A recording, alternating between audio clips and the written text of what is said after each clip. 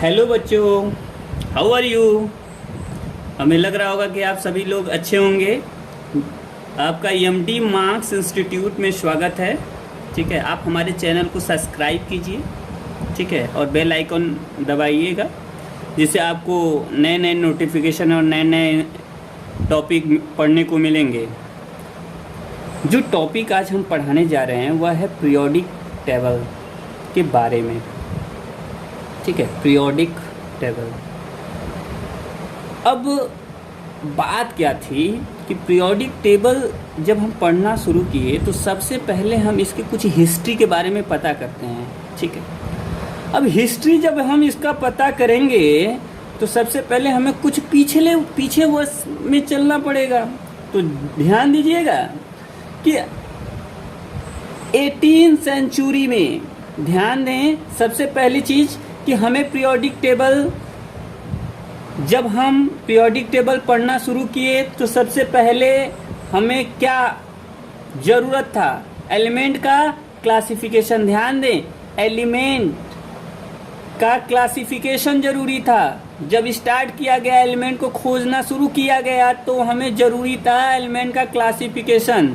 तो एलिमेंट का क्लासिफिकेशन जब हमारे लिए ज़रूरी था तो इसकी आवश्यकता हमारे लिए नीड क्यों हुई, क्यों पड़ी इसकी आवश्यकता?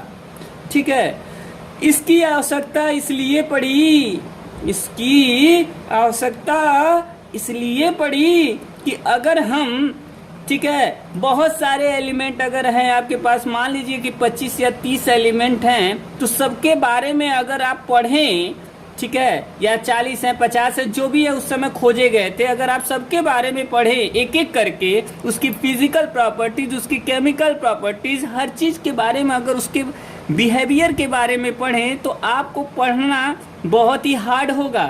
इसलिए एलिमेंट का क्लासिफिकेशन करना ज़रूरी था। अगर एलिमेंट का क्लासिफिकेशन ना होता, यदि एलिमेंट का क्लासिफिकेशन ना होता तो आज हमारे लिए पीरियोडिक टेबल बहुत बहुत बहुत हार्ड हो जाता, और उस कंडीशन में हम लगभग में पीरियोडिक टेबल तो नहीं है पढ़ पाते। ठीक है, केमिस्ट्री से तो ऐसे ही दूर भागते हैं, अब और दूर भागना शुरू कर देते, लेकिन नहीं, कुछ हमारे साइंटिस्ट आए और उसको बताए। तो सबसे पहली चीज़ हमको नीड क्यों पड़ी, need for classification of element. तो हमको आवश्यकता क्यों थी एलिमेंट का क्लासिफिकेशन करने के लिए?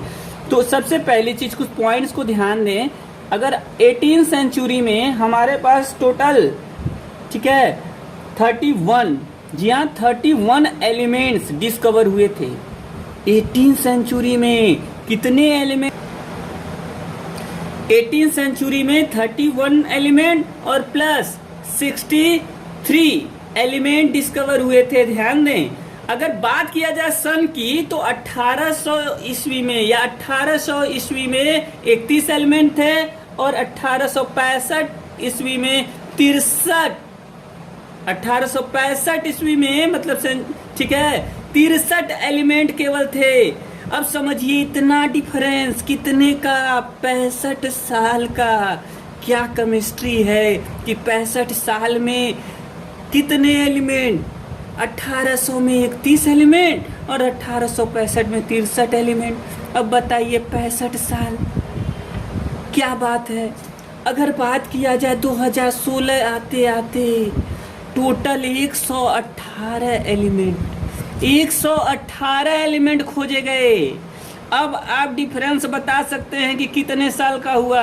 कम से कम मान के चलिएगा कि 153 साल का हुआ होगा, मान के चलिए आप, ठीक है। और उस कंडीशन में आप देखिए कि 118 एलिमेंट जब आए, ठीक है, आज तक की अगर बात किया जाए तो 150 साल हो चुके होंगे, ठीक। और उस कंडीशन में आप देखें कि 118 एलिमेंट जब खोजे गए तब हमें उस समय तो पता हो गया था कि क्लासिफिकेशन। लेकिन अगर हम बात करें 1800 ईस्वी में और 1865 ईस्वी में, तो जो एलिमेंट खोजे गए थे इनका क्लासिफिकेशन कैसे किया जाए? तो इसके लिए सबसे पहले हमारे जो साइंटिस्ट आए, जिनका नाम था डोबेनियर, जी हाँ, डोबेनियर, DOBER, ठीक है, स्पेलिंग बहुत बढ़िया है इनका, AINERS, डोवेनियर। ये अपना एक ट्रैट्स दिए, क्या दिए? ट्रैट्स। ट्रैट्स मतलब होता है 3।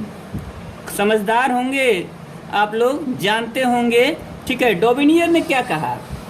कहा क्या एक आपके पास एलिमेंट E1 है, दूसरा E2 है, तीसरा E3 है। अगर इसका मास m1 हो, इसका मास m2 हो, अगर इसका मास m3 हो, तो क्या होगा?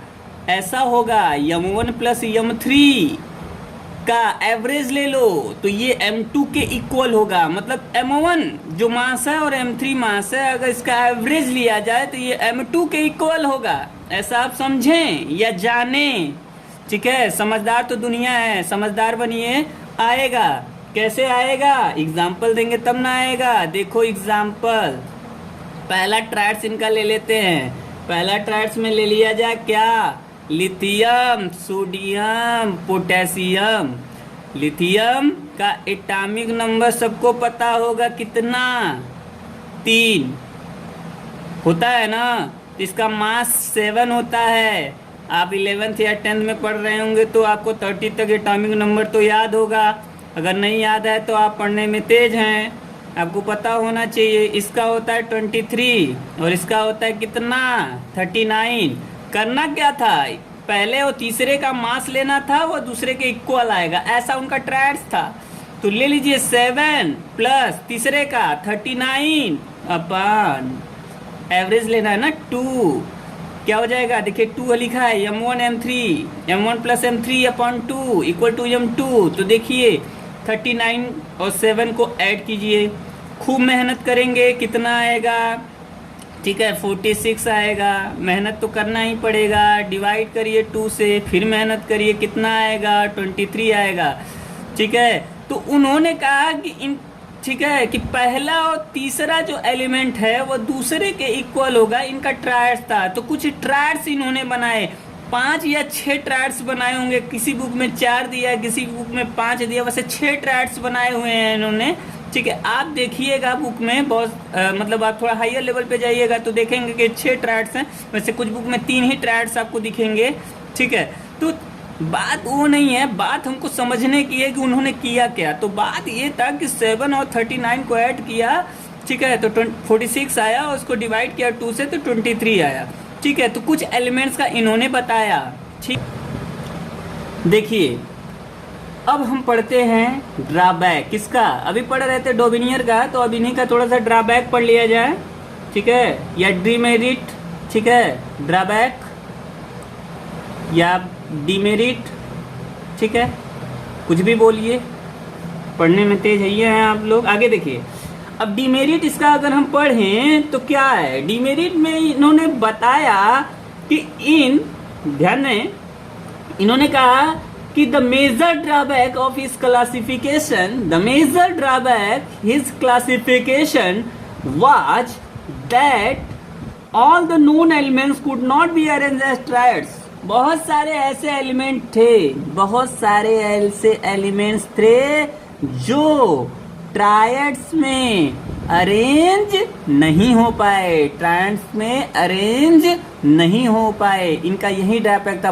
बस इन्होंने, मैंने कहा ना 6 ट्रायड्स, 5 या 6 ट्रायड्स, कुछ बुक में 3 दिया है, 4 दिया है, 5 है, 6 भी है। ठीक है, तो कुछ ही ट्रायड्स इन्होंने बना पाए और एलिमेंट का ट्रायड्स नहीं बना पाया। उनके एटॉमिक मास में डिफरेंट होने के कारण ये नहीं बना पाए। तो ये बात थी।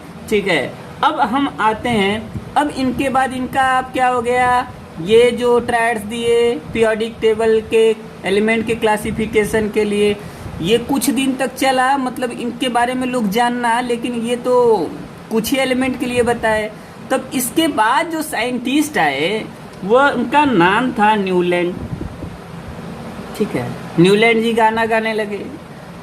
अब ये न्यूलैंड क्या गाना गाने लगे? उन्होंने संगीत सिखाना स्टार्ट किया, जिसको बोलते हैं Newlands law of octaves. Law of octaves, OCTAVES।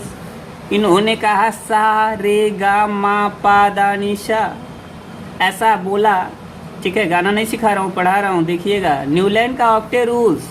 तो पहले देख लीजिए, सा लिखिए। इन्होंने सारे गामा बताया ना, तो सा रे गा मा पा, ठीक है, धा नी। अब देखिए था क्या, इन्होंने न्यूलैंड ने कहा कि जब आप सा रे गा मा पा धा नी, मतलब 7 एलिमेंट के बाद 1 2 3 4 5 6 7, देखिए 1 2 3 4 5 6 7, हर 7वें एलिमेंट के बाद 8वां एलिमेंट जो आएगा वह सा होगा और उसकी कुछ प्रॉपर्टी मैच होगी। उन्होंने क्या कहा कि हर 7वें के बाद जो 8वां एलिमेंट आएगा वो 8वां एलिमेंट की प्रॉपर्टी कहीं ना कहीं उसकी कुछ प्रॉपर्टीज को क्या करेगी, शो करेगी। ऐसा उन्होंने क्या किया, बताया। ठीक है, अब देखिए ये जो बताया वह इंक्रीजिंग ऑफ एटॉमिक मास। जी हाँ, increasing of atomic mass, atomic mass के इंक्रीजिंग। देखिए सा रे गा मा पा दे नी धा नी सा, मतलब हर 7वें के बाद जो 8वां एलिमेंट आएगा उसकी कुछ फिजिकल प्रॉपर्टी जो भी होंगी वो क्या करेंगी, उनकी प्रॉपर्टी मैच करेंगी। जैसे बात किया जाए, लिथियम है, बेरिलियम है, बोरान है, कार्बन है, नाइट्रोजन है, ऑक्सीजन है, फ्लोरीन है। अब बात करो, सोडियम है, मैग्नीशियम है, एल्युमिनियम है, सिलिकॉन है, फास्फोरस है, सल्फर है, क्लोरीन है, पोटेशियम है, कैल्शियम है। अब रुक गए, कहा गाना बंद, कैल्शियम के बाद गाना बंद कर दिया। अब क्या था देखिए, अब बात ये था कि लिथियम के बाद जो 8वां एलिमेंट आया, ठीक है, वो सोडियम था। उसके बाद जो 8वां एलिमेंट आया वो पोटेशियम था। बेरिलियम, तो देखिए इसकी प्रॉपर्टी कुछ मैच कर रही है, इसकी तीनों की वैलेंसी +1 होती है। ठीक है, तीनों क्या है, मेटल हैं, इसकी +2 होती है वैलेंसी। तो बहुत सारी ऐसी प्रॉपर्टी इनकी क्या कर रही थी, मैच कर रही थी। इसलिए ठीक है, इन्होंने एक अपना मतलब स्वर बनाया, ठीक है, एक संगीत बनाई, कहा कि इनका 8वां एलिमेंट सब प्रॉपर्टी से क्या करेगा, मैच करेगा। तो ठीक है, यहाँ तक की बातें हुई, बस कैल्शियम तक आते आते रुक गए। ठीक है, अब भैया कोई भी देखिए केमिस्ट्री है, इसमें डिमेरिट तो पक्का है, जिनका पढ़िए उनका डिमेरिट है, इसी को केमिस्ट्री कहते हैं। डिमेरिट, डिमेरिट क्या था, सबसे पहले चीज तो ये नोबेल गैस को नहीं रखे, नोबेल गैस को ही रखे नहीं। देखिए lithium, beryllium, boron, carbon, nitrogen, oxygen, fluorine के बाद क्या आता है बेटा, नियान, लेकिन नियान तो रखे नहीं। तो सबसे पहली चीज इन्होंने नोबेल गैस को तो रखा नहीं, ये केवल कैल्शियम एलिमेंट तक ही रख पाए थे। ठीक है, उससे ज्यादा एलिमेंट को तो रखा नहीं। तीसरी बात ये थी, पहला तो नोबेल गैस, दूसरा कैल्शियम एलिमेंट, तीसरा ये था कि केवल ये लाइटर एलिमेंट के लिए, केवल किसके लिए, लाइटर एलिमेंट के लिए ही फॉलो था, मतलब हल्के एलिमेंट के लिए था। अब बेचारे कैल्शियम तक बताए, ये भी चलते बने। ठीक है, अब जब ये चलते बने तो इसके बाद हमारा जो साइंटिस्ट आए, बात करते हैं।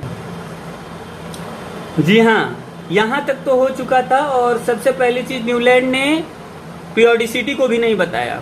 ठीक है, पीरियोडिसिटी को भी नहीं बताया। अब इसके बाद पिक्चर में आते हैं, ठीक है, लूथर मेयर। हाँ, बहुत ही बेहतरीन नाम है, देखिए लूथर मेयर। मेयर मतलब ME से होता है, इसमें ध्यान में, साइंटिस्ट थे लूथर मेयर। ये अपना एक कर्व दिए, पढ़ते हैं इनके कर्व को पिक्चर में, और बहुत अच्छा काम कर दिए थे, क्लासिफिकेशन के लिए बहुत ही अच्छा काम कर दिए थे। इतना कर दिए थे कि अब आगे आने वाले साइंटिस्ट को आसानी हो गई कि हाँ, अब एलिमेंट को क्लासिफाइड कर दिया जाएगा। बहुत काम किया इन्होंने। अब क्या काम किया, पूरी पीरियोडिक टेबल को लगभग में 50% तो इन्होंने ही दिमाग लगा के बना दिया। कहा कैसे, इन्होंने एक ग्राफ प्लॉट किया। अब ग्राफ कुछ ऐसा था, कैसा था, देखो ऐसा। इसका नाम आप सबको पता है, ये एक्सिस लेंगे तो एक्स होगा, ये एक्सिस लोगे तो वाई होगा। तो ग्राफ किसके बीच बनाया? ग्राफ बनाया एटॉमिक वेट। जी हाँ, एटॉमिक वेट और किसके बीच बनाया? एटॉमिक वॉल्यूम लिया। एटॉमिक लिख लीजिए, एटॉमिक वॉल्यूम किस में लिया? सेंटीमीटर क्यूब में। अब क्या किया, इन्होंने एक कर्व बनाया और इनके बीच जब ग्राफ प्लॉट किए, जब बना रहे थे तो कुछ इस प्रकार बनाया। देखिए कैसे बनाया।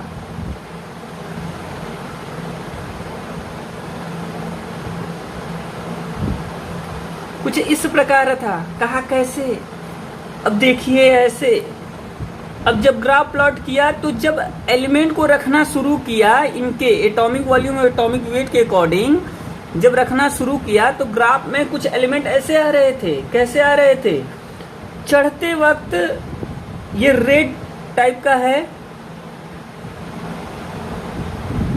चढ़ते वक्त ये रेड टाइप का है। देखिए ये जब ग्राफ में चढ़ रहा है, देखिए चढ़ रहा है ना, तो ये रेड है। ये चढ़ रहा है तो क्या है? रेड है। ये रेड, हमारे पास कलर तो है नहीं, ठीक है। देखिए ये क्या है? रेड है। तो रेड कलर से ड्रा किया और रेड कलर से जो ड्रा किया, ठीक है। अब ध्यान दें, तो रेड कलर से जो किया इसका नाम रखा हाइलोजन। क्या रखा हुआ?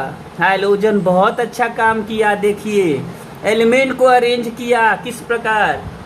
अब उतरते समय एक सर्किल बना, उसमें मल्टीप्लाई का साइन बना दिया। एक सर्किल उतरते समय देखिए, multiply circle, multiply circle, multiply, कुछ ऐसा काम किया। और इसका जो नाम दिया, इसका नाम था एल्कलाइन अर्थ मेटल। तो ये जो साइन है आपके पास, ध्यान दें, ऐसा साइन इसको अरेंज किया, इसका नाम था एल्कलाइन अर्थ मेटल। बहुत अच्छा काम किया। दाग देनी होगी इसकी। आगे देखिए, तीसरा जो बताया कि जो चढ़ते वक्त, मतलब बीच में, इन दोनों के बीच में जो एलिमेंट आ रहे थे, जब इनके अकॉर्डिंग ग्राफ प्लॉट कर रहा था, तो इनका नाम क्या था? इनका नाम था, ये जो मेटल हैं कुछ इस प्रकार से जो एलिमेंट मतलब हैं साइन, इनका नाम था एल्कली मेटल थे। कौन से मेटल थे? एल्कली मेटल थे। अब बात क्या थी? अब नीचे भी आया, ठीक है। तो कुछ यहाँ आया, कुछ यहाँ आया, ठीक है। ये ग्रीन टाइप का था। तो ग्रीन जो था इसका नाम क्या था? इसका नाम था ट्रांजिशन एलिमेंट। कौन सा नाम था इसका? Transition element. ट्रांजिशन एलिमेंट किसे कहते हैं? डी ब्लॉक के एलिमेंट को ट्रांजिशन एलिमेंट कहते हैं। जानकारी के लिए बता रहा हूँ आपको, ध्यान देंगे, ठीक है। तो कुछ ऐसा सेट किया कि चढ़ते वक्त ये क्या है? हैलोजन है। उतरते वक्त क्या है? एल्कलाइन। मतलब कुछ ऐसा सेट किया एलिमेंट को कि अब इनका क्लासिफिकेशन आपको एल्कली मेटल अलग कर दिया, एल्कली अर्थ मेटल अलग कर दिया, हाइलोजन को अलग किया, ट्रांजिशन एलिमेंट को कुछ अलग किया। बहुत बड़ा काम किया, ठीक है। इनकी दाद देनी होगी। अब इसके बाद, जी हाँ, फादर ऑफ केमिस्ट्री, मतलब फादर ऑफ केमिस्ट्री एक तरीके से फादर ऑफ पीरियोडिक टेबल बोलना चाहिए हमको। फादर ऑफ केमिस्ट्री का मतलब ये केमिस्ट्री की जो स्पेलिंग होती है वह सिखाए। फादर ऑफ केमिस्ट्री तो लेवसिए हैं, लेकिन फादर ऑफ केमिस्ट्री इनको कहना चाहिए, ठीक है। जिनका नाम है मेंडलीव बा। अब मेंडलीव के बारे में पढ़ा जाएगा, ठीक है। मेंडलीव, ठीक है। आज तक के लिए इतना ही। फिर हम न्यू टॉपिक में मेंडलीव के बारे में बताएंगे। बहुत ही अच्छा पीरियोडिक टेबल के एक समझ लीजिए जन्मदाता हैं, ठीक है। अगर केमिस्ट्री की स्पेलिंग जो सिखाया तो उसका नाम था मेंडलीव। जी हाँ, ठीक है। Okay, thank you. यदि हमारी वीडियो आपको पसंद आई हो तो हमारे चैनल को लाइक करें, सब्सक्राइब करें। Thank you.